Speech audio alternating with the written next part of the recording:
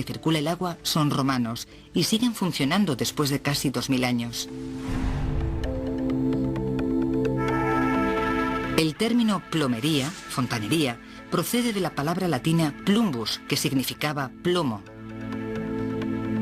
Los técnicos romanos descubrieron una forma de fabricar tuberías moldeando láminas de plomo batido en un molde de madera. Hasta que a finales del siglo XX se confirmó que constituían un riesgo para la salud, era común seguir utilizando tuberías de plomo para el agua. Los baños romanos cuentan con otro invento muy conocido: los retretes. Estoy entrando en una de las letrinas públicas de Ostia. Y al igual que tantas otras cosas del mundo romano, son muestra de su gran previsión. Aquí situaban los retretes al lado de los edificios de los baños, y eso es una maravilla, porque podían usar el agua residual de los baños para purgar todo el canal del sistema de retretes. La intimidad no era muy importante en la época de los romanos. Estas letrinas eran tanto para hombres como para mujeres. Todos se sentaban al lado sin ningún tipo de separación. La limpieza sí que era importante para ellos, por lo que aunque no tuvieran papel higiénico, podían limpiarse con una esponja húmeda atada a un palo. Lo que nadie sabe es si cada uno se llevaba su propia esponja o si la compartían. Todas estas nuevas tecnologías dependían de un elemento vital, algo que ya sea en el siglo I o en el XXI resulta imprescindible: el agua. Las ciudades modernas necesitan miles de millones de litros al día. La creciente demanda de agua en el año 1 sirvió de acicate a los romanos para lograr sus mayores descubrimientos en ingeniería. Todas las ciudades modernas necesitan millones de litros de agua al día. Con el aumento de la población neoyorquina, hasta los 6 millones de habitantes a mediados del siglo XIX, creció también la necesidad de agua. Nueva York estaba rodeada de manantiales y pantanos. Lo que necesitaba era una forma sencilla y eficaz de transportar ese agua a la gente. Por suerte para Nueva York, los romanos habían resuelto ese problema hacía más de 2000 años.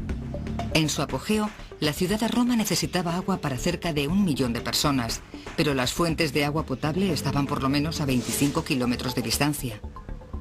Los romanos necesitaban una forma de llevar a la ciudad el agua de los manantiales de las colinas, y se sirvieron de la gravedad.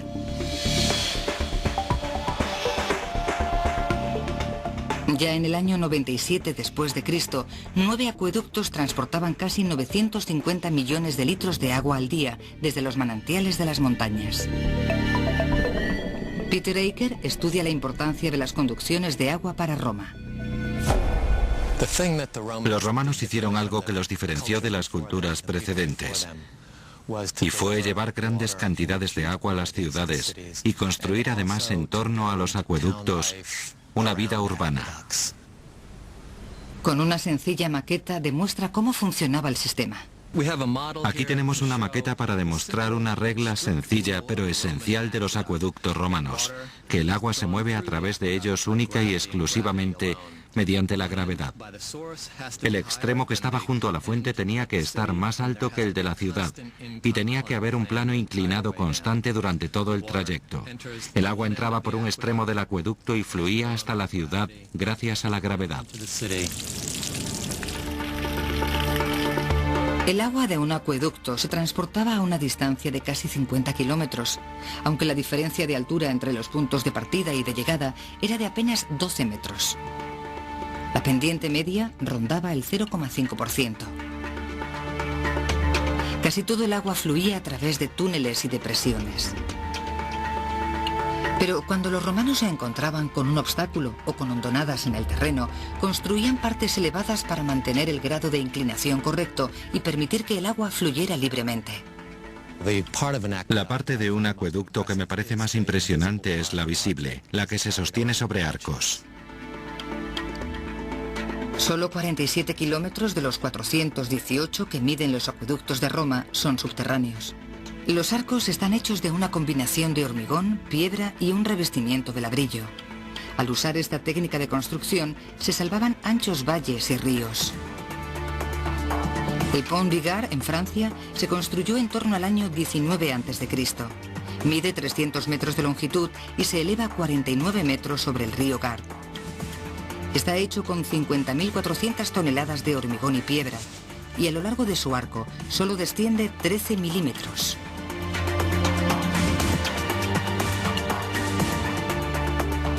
En los acueductos romanos, el agua no fluye por una acequia abierta en lo alto, sino que lo hace dentro de un canal cubierto que la protege de la contaminación.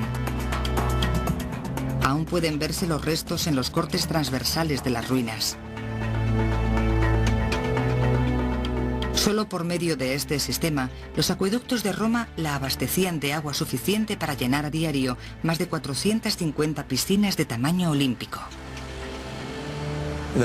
El destino principal, el más importante, eran las fuentes de las calles, que tenían prioridad para que la gente pudiera tener fácil acceso al agua.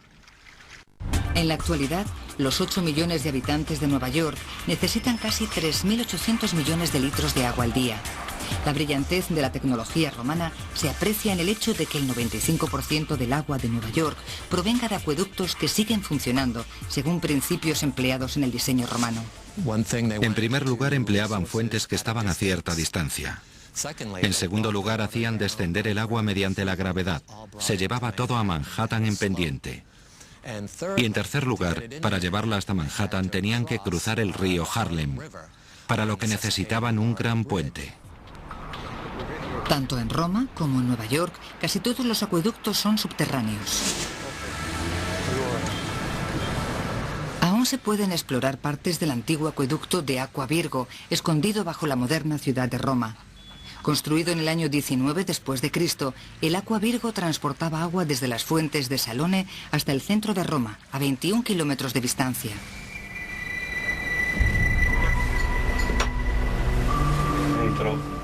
El acueducto es subterráneo en su mayor parte y en algunos puntos desciende a más de 40 metros bajo la superficie. El túnel mide de media 1,20 metros de ancho y tiene la capacidad de transportar 1.183 litros por segundo. No conviene entrar aquí si se tiene claustrofobia. Este acueducto va directamente hasta los baños de Agripa y abasteció a Roma durante más de 400 años. A pesar de que hay tramos del acueducto que ya no funcionan, el agua de lluvia continúa entrando en el canal. Hay que imaginarse este canal lleno del agua más limpia y fría que conocían los romanos. Era famosa por su limpieza y se cree que el nivel de agua llegaba al metro de altura, poco más o menos. El acueducto está excavado en la roca o en el suelo y las paredes están recubiertas de cemento. Eicher aún puede ver pruebas de la atención al detalle que ponían los ingenieros romanos. No pasa nada porque en esta parte de arriba sea más tosco, ya que no lo usaban a su máxima capacidad y les daba igual que hubiera fricción. Pero aquí abajo la superficie es mucho más suave y regular. Ponían un tipo especial de argamasa en la parte del acueducto por la que fluía el agua para reducir la fricción y así mejorar la corriente. Hay un tramo de acueducto romano que sigue en funcionamiento y abastece uno de los mayores atractivos turísticos de Roma, la Fontana de Trevi. Los borbotones de agua proceden de la misma red que en el pasado abastecía a los emperadores de Roma.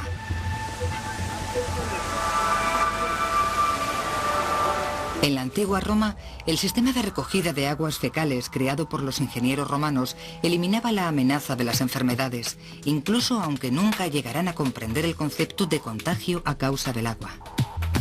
Pero sí que valoraban la importancia de la atención sanitaria y, al igual que ahora, tenían una industria médica con el mismo tipo de técnicas que tenemos en la actualidad: anestesia e incluso cirugía plástica. Es viernes por la noche en Nueva York y las salas de urgencias de los hospitales están abarrotadas.